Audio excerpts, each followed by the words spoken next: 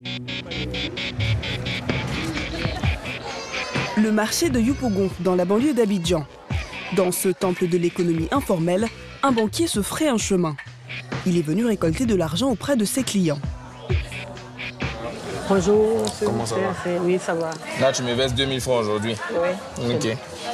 C'est 2000, je donne, oui. Notre cliente a bénéficié d'un financement auprès de notre institution et son échéance, au lieu qu'elle soit remboursée chaque mois, elle est remboursée chaque jour.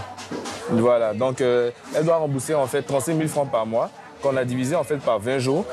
Okay. Au lieu de rembourser mensuellement, c'est jour après jour que Misaya rembourse son prêt. Et pour elle, ça change tout.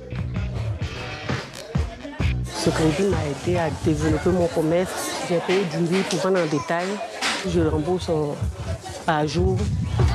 Prêter aux commerçants de l'informel, c'est la formule de Cofina, l'institution de microfinance qui a prêté l'argent à la commerçante.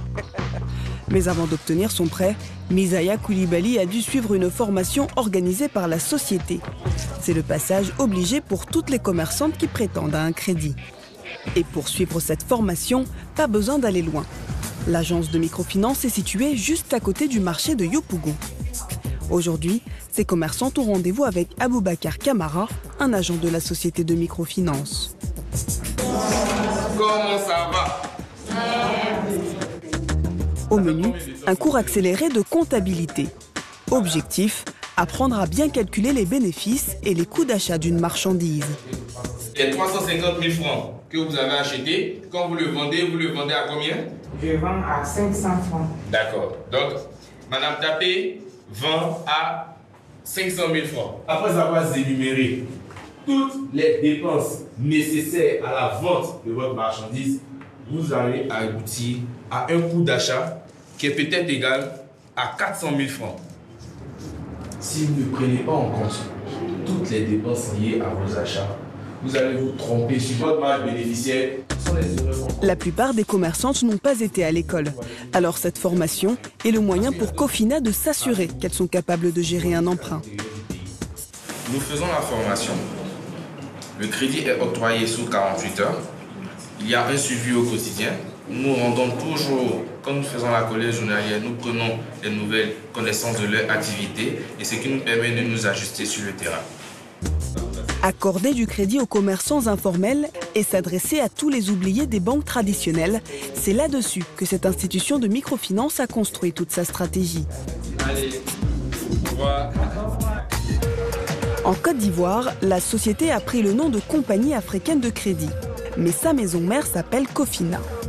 Cofina, c'est l'histoire d'une société de microfinance qui prend le contre-pied des banques classiques et mise sur l'informel.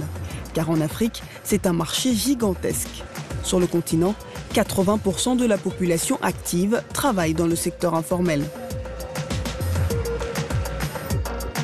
Et voici l'homme qui a eu l'idée de créer Cofina, Jean-Luc Conan.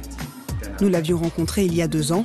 Après le lancement de l'institution au Sénégal en 2012, elle est aujourd'hui présente dans 6 pays d'Afrique, souvent sous différents noms. La recette du patron pour se développer, s'adapter aux réalités de chaque pays, voire chaque ville.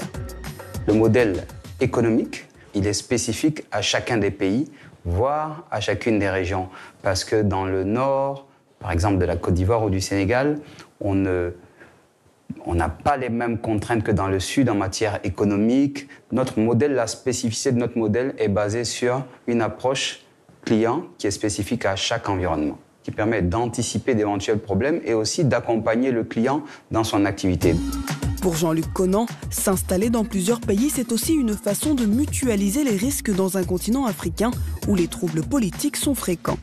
On a pensé que pour pouvoir avoir une activité viable, il fallait avoir une activité qui soit répartie sur plusieurs pays. Ça vous permet d'amortir éventuellement les chocs sociaux, politiques qui peuvent arriver dans un pays ou dans un autre. Dans la capitale économique ivoirienne, la société de microfinance est en forte ascension. Parmi ses 32 000 clients, des commerçants informels, mais aussi des petites entreprises déboutées par les banques classiques. Dans cette agence Cofina, une cliente a rendez-vous avec sa conseillère. Bonjour madame. C'est Privert. J'ai rendez-vous avec madame Guessan. Vous êtes madame Ouattara. Patronne d'une petite entreprise de vente de boissons, Julie Ouattara a déjà bénéficié de 2 crédits. Aujourd'hui, elle vient solliciter un nouveau prêt. En fait, on a besoin de deux prêts. Cette fois-ci, on a besoin encore du prêt de fonds de roulement et puis investissement. Donc cette fois-ci, la demande, c'est combien? On passe à 60. Je veux 100. Ah, vous avez demandé 100. Cofina est la seule institution financière qui a accepté de lui prêter de l'argent. Avant, la chef d'entreprise a fait le tour des banques classiques en vain. Avant Cofina, nous sommes allés voir d'autres institutions bancaires, mais bon, qui n'ont pas, malheureusement, qui n'ont pas accepté de nous faire un prêt. Ils ont trouvé peut-être que l'activité était un peu informelle, voilà, trop jeune. Mais si Cofina accorde des crédits à des PME qui sont encore dans l'informel, la société ne prête jamais sans une vérification très approfondie. Il y a des visites qui se font avant le crédit, c'est-à-dire des visites d'évaluation. On va faire l'évaluation de l'activité du client. Il y a des visites qui se font pendant la vie du crédit, c'est-à-dire une fois que les fonds ont été décaissés, on va s'assurer qu'effectivement le client a utilisé les fonds à bon escient. Et après le crédit, pour voir exactement qu'est-ce que notre crédit a apporté de nouveau au client. C'est cette procédure qui permet à Cofina de s'assurer de la solvabilité de ses clients tout en restant flexible. Pour limiter les risques de non-remboursement, Cofina a aussi mis en place une autre procédure très stricte, la validation de tous les dossiers de prêt par le comité de crédit. Dans l'agence centrale de l'institution à Abidjan, c'est l'heure de la réunion du comité de crédit. Le dossier à l'ordre du jour, c'est un dossier plus important. Un centre de santé qui demande un prêt de 70 millions de francs CFA. La mission de l'agent qui présente le dossier, convaincre les autres membres du comité. L'impact de cet investissement, d'accord.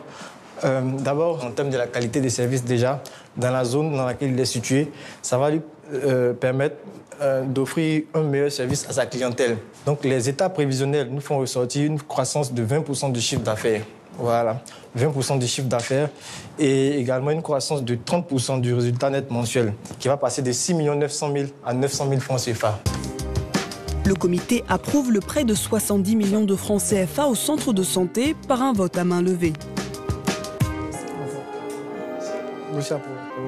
Le client est jugé fiable et solvable. En revanche, d'autres dossiers jugés moins solides sont retoqués par le comité de crédit. On ne s'interdit rien dans un comité de crédit. On a coutume de dire que le comité est souverain. Donc la durée peut être modifiée, le montant peut être modifié, les garanties même qui sont proposées peuvent évoluer à l'issue d'un comité de crédit. À Abidjan, le comité de crédit de Cofina accorde chaque année 50 milliards de francs CFA de prêts. Une aubaine pour des centaines de commerçants et de PME qui n'auraient jamais pu avoir un crédit dans une institution bancaire. Dans cette entreprise de construction de bâtiments, le patron a obtenu un prêt chez Cofina pour investir dans des machines. Ce qui a séduit Lazare Oménan, c'est la rapidité du traitement des dossiers. Ce qui nous arrange beaucoup plus avec Cofina, c'est le délai de traitement des dossiers. Nous, c'est ce qui nous impressionne le plus. On n'a pas le temps d'attendre. Grâce à sa flexibilité dans l'octroi des crédits, Cofina a déjà séduit 300 000 clients dans les 6 pays d'Afrique où elle est présente. Résultat, elle réalise un chiffre d'affaires de 200 milliards de francs CFA par an et compte continuer son expansion sur le continent.